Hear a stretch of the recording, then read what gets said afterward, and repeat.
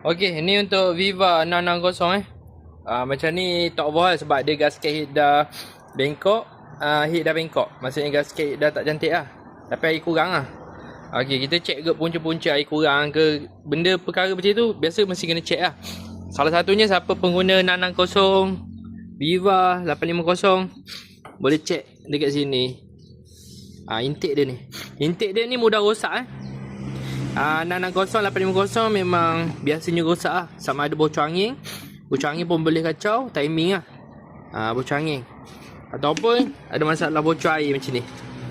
Bocor air ni dia keluar bukan keluar yang agresif yang kita boleh nampak. Kadang dia keluar sembab-sembab basah je. Dia bocor kat dalam ni. Salah satunya faktor mungkin dekat gasket lah. Tapi kita tengok kalau dekat gasket kawasan yang tak ada keluar macam ni, dia ada kesan keluar. Tapi salah satunya kita tengok plastik dia ni apa, dah reput ni. Ni makan dalam ni.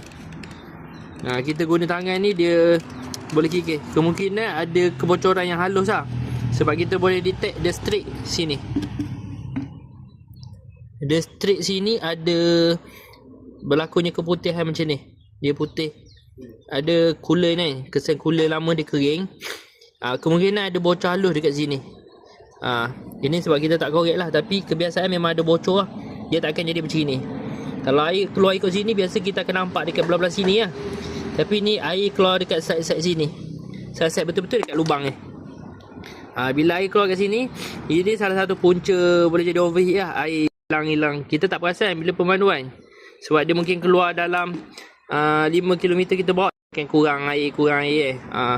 Mungkin dalam ni dia dah ada kebocoran lah. Jadi siapa ada masalah Viva tu boleh check intake. Orang cakap dia dah buat top overhaul, tiba nanti dah siap top overhaul, air kurang juga. Ini salah satunya punca dia. Dapat tu.